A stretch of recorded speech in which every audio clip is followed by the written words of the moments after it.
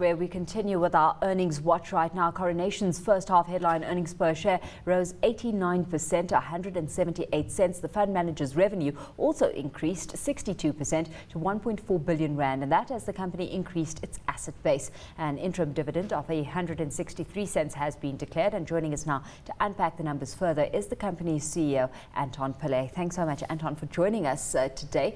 Well, I've been through the headline numbers, and those are certainly numbers that you've got to be happy with.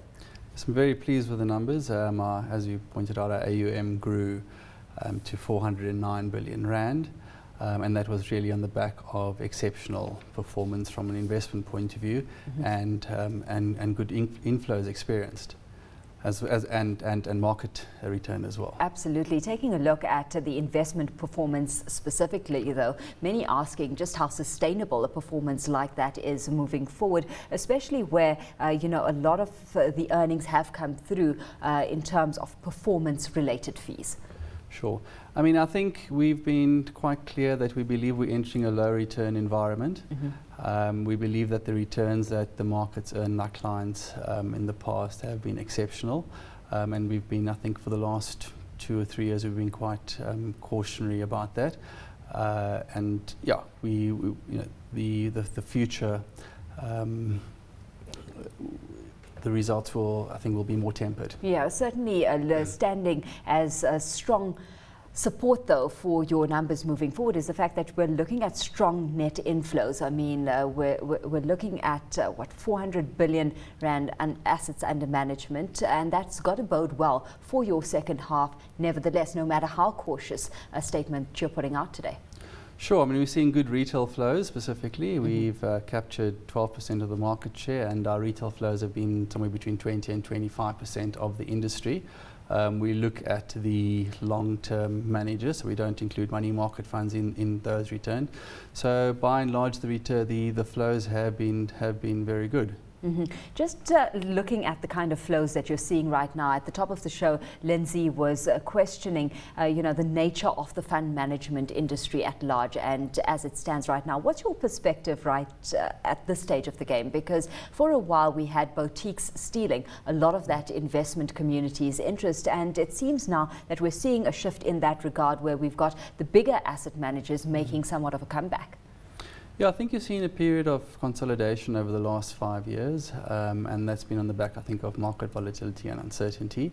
I think when the markets are good and increasing, one will tend to see boutiques starting up. But at this point in time, we certainly believe that there will be less boutiques going forward. If we hone in on things in terms of the investment performance that you've brought to the table here, what really stands in the spotlight is your international operations. I mean, a quarter of your total profits and growth coming through from that international arena. To what extent do you see the opportunity, or let's get your view on the opportunity that you're seeing in that international arena right now versus the South African market? I mean, we've basically launched a GEM and a global product, a GEM and an Africa product. We've seen good returns on both those products. Our GEM products delivered in excess of 8% alpha since its inception. And on the back of that performance, we've certainly seen a lot of interest with respect to our international products. Yeah, how are you, enticing clients into these funds? I mean, what kind of interest are you seeing on that front? I mean, we're a product provider. We don't force product upon our clients. We certainly, clients need to make their decisions based on their own requirements, and we will provide the relevant products for that purposes. Yeah, looking at how you're deploying and how you're investing, I mean, taking a look at the status of things, because once you've got the funds under your management, what to do with it is the next question. So take us through what's sitting on your radar screen at this stage. So basically, our investment view is that we'll be entering a lower return environment going forward. At the moment, we believe that on the international equities offer better value than the local equities. That's not to say that there's not value to be found on the local front. I mean, we are, for example, quite a healthy balance in the resources stock. We underweight retailers. I think for the last few years, and last year at least, we've been basically saying that we believe that bonds are overvalued. And that's on a nominal basis. We have been buyers of the inflation-linked bonds, and we certainly hold that view. We are long-term investment managers, so our views might not play themselves out in the short term, but certainly in the long term, we hope that we see the benefits and the results of those views. As long-only asset managers, I mean, bulk of your focus sits with unit trusts right now. The fact that you can't take protection on, on funds like these, how do you mitigate against the risk? I think, unit trust environment, you've seen good flows, and specifically on the money market funds, I think as clients seek more risk, for example, given the low levels of cash returns, you'll see more movement, for example, from a money market fund to our managed income fund, strategic income. So clients, by their nature, I think will make their own calls.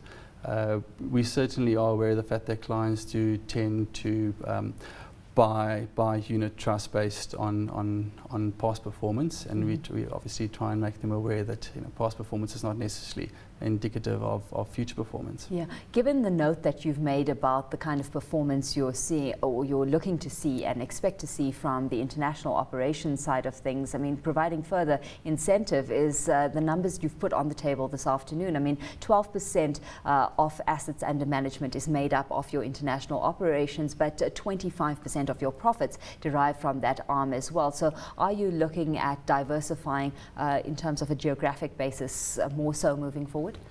Sure, we run a global investment team from Cape Town, so all the investment managers sit in Cape Town. A lot of the costs that we incur with respect to the international business actually sits in our Cape Town environment. And with respect to the putting those products out into the international market, the GEM and the Africa product provide us with a good entry, and I think we've been quite fortunate that we've had good performance on both those products. So it has attracted attention both locally and internationally. Well, you are in a people's business. Where are your confidence levels sitting right now with regards to the fact that the philosophy that Coronation has been running with and investing with is ingrained and is strong to continue with no matter who's sitting in management? I think with most aspects of the business, as we do with the investment aspect, we take a long-term view. So fundamentally, these decisions are made looking 5, 10, 15 years forward. You wouldn't necessarily see any change in the strategy. We're unashamedly a fund management business that only focuses on fund management. There's no other financial services that we offer in our business, and our mission has been over the last since 20 years basically has been to offer investment excellence to our clients. And within the business, one tries to get the culture across to the business. Clearly, we've had a growth in the number of staff in the business, so there is a challenge there. But we stick true to what we believe has carried us and brought us to the current levels.